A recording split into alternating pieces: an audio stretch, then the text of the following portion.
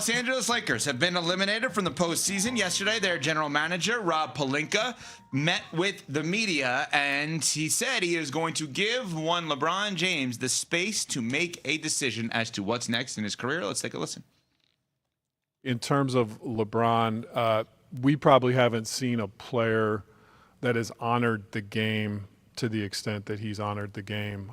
He's given so much to his teammates, to this organization.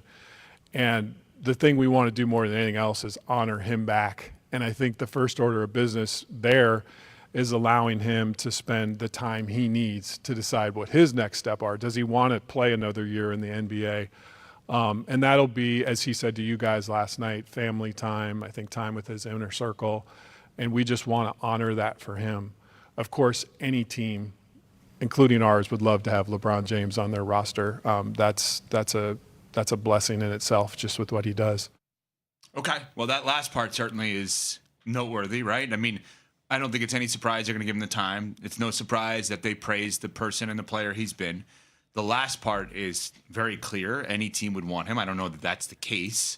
At 41 years old, he may not make sense for every team, and he may not want to be on every team, obviously.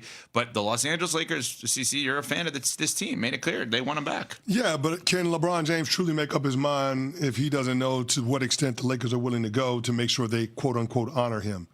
Because based on what LeBron James has done for that franchise, not just delivering a title, not just being able to create an environment where other stars want to come play alongside him, but it's what he does for the Lakers organization in terms of being able to generate revenue. LeBron James is an economy unto himself. It's not a coincidence that Jeannie Buss was able to parlay LeBron James's, existence on the Lakers roster to being a $10 billion valuation and offloading the team. So I look at this situation and I wonder, to what level are the Lakers willing to spend this offseason? To what is their appetite for them to go into the tax? Because that's going to be a determining factor in terms of putting LeBron James in a position where he can legitimately contend in a Western Conference in the twilight of his career. They're in such a tricky spot here, the Lakers, because we keep talking about the two timelines, trying to compete for the present with LeBron James while also acknowledging that they're building towards the future around Luka, who is the next iteration of Lakers basketball. Yeah. But LeBron made this so tough for them by being malleable, by adjusting his role in the team where they went 18-5 down the stretch, and then without Luka and Reeves for a spell, for him to become or be the catalyst for the Lakers to win a playoff series without those guys, and the Lakers to become the first team in NBA history to win a playoff series while missing that season's leading scorer. He's made this difficult for them because he's still playing at a high level. And when they say we need to honor him back, they're right. LeBron James has meant so much to this game. He deserves the time and space to decide what he wants to do with his future. But they also have to simultaneously, once again, balance this LeBron James era as it's slowly coming to a close while simultaneously trying to build for the future around a young superstar that you acquired. It's tough. They are in a very tough spot. But what I've learned is LeBron James can fit into whatever plan they have around Luka Doncic. That's what he showed me in the second half of this season. Post All-Star break, he was awesome. Being relegated to a third option role. He's never done that in his NBA career. He's never done that in his basketball career. He was really, really good. Surprisingly, wasn't as much of a liability on the defensive end.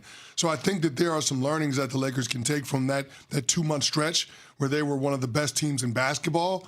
I just think that when it comes to being able to close the gap with teams like OKC, San Antonio, Minnesota, so on and so forth, they have to add to this roster.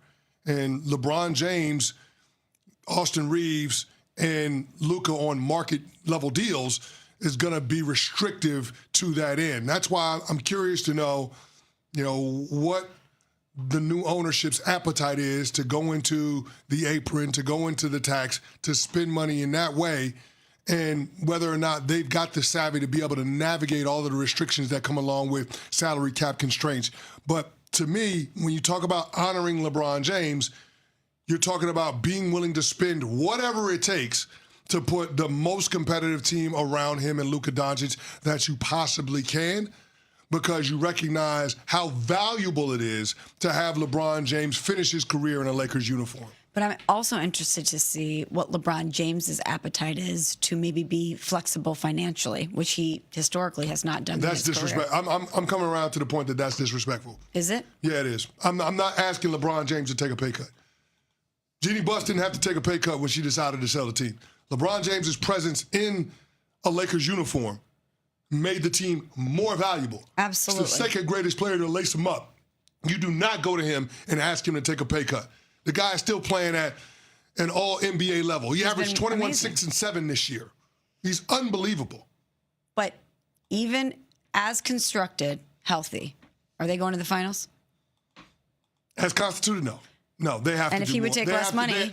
Smalls, they have to do more. I just don't know how they get there. Like, I know the guys, I know the types that they should be going after. You want Ayo Dosunmu. You I want want my guy. Ayo Dosunmu. You want my I mean, guy you from want Illinois. Isaiah Hartenstein. You want Mitchell Robinson. If there's a way, I don't know how you would do it. If you could find a way to find a trade and get Jared Allen from the Cleveland Cavaliers, that's the type that you need. Those are the bodies. Those are the guys that you need. I just don't know how the Lakers make it work with all of their salary cap constraints. I think Jared Allen would be gettable if they don't win this series. But again, to your point, what are you giving up to get him? Yeah. So you said a lot of things, and you said a lot of things that are your belief. And I know you know this, but I need to point this out. From a salary cap perspective, that's the problem. They don't actually line up, right? If you're saying, I am not under any circumstance going to ask LeBron James to take anything less than a max contract, because that's what he's worth.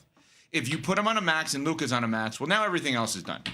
And if you want Reeves back. You got to move Reeves, though. That's what it comes down to. This is the counter. That's what it comes down to. So The Athletic is reporting that Luka wants Reeves. And everyone's saying they're going to start with talking to Luka about the team. So if Luka wants Reeves and Pelinka wants James, the roster's the same. The roster's the same next year. So what's honoring? Like, how would we define? Is honoring getting closest to a title? Is honoring allowing him to play where he lives? Is honoring money? What is honoring now? Well, can I ask you this question? Because you touched on this yesterday. And maybe with the new reporting that we have, it's worth revisiting. Mm-hmm. Does Luka Doncic want Austin Reeves, or does Luka Doncic want a Lakers roster without LeBron James? Because those are two different things. Because there's no world that exists where you can tell me that Austin Reeves is a better player today than LeBron James. He's not. He's not. He's not. So like, if you're saying that you're pot committed to Austin Reeves from Luka's perspective, then that means you're okay being selecting a lesser player if you've got to do the verses and choose between the two. So do you want a roster with Austin Reeves, or do you prefer the roster without LeBron James? Right, that's your chess piece. I can't. What you're suggesting, or asking, I should say, is Luka playing chess where he can't come out in any way, shape, or form and say to the Los Angeles Lakers, anyone, I would rather LeBron not be here. Because if that ever gets out, which who can you actually trust in that world, right? Well, and if he says that and then it doesn't go well for him, it's hell. That's getting out there for sure. At that point, for sure, right? So your point is an interesting one. That's the chess piece. I can't say I don't want LeBron, but I can say what I want, and by saying what I want, they're going to do it. And there's no way of getting LeBron because he's not going to come there for $12 an hour. Nor should he. Nor should he. So then you're opening the door for the change. And I think what you have to do, and I think Pelinka handled it well yesterday, and so did JJ Redick, is you have to say you want all these guys back. Now, your actions can prove otherwise, but you have to say you want all these guys back. Yeah, well, guess what? I want a dishwasher. Sometimes you just can't have what you want. Your actions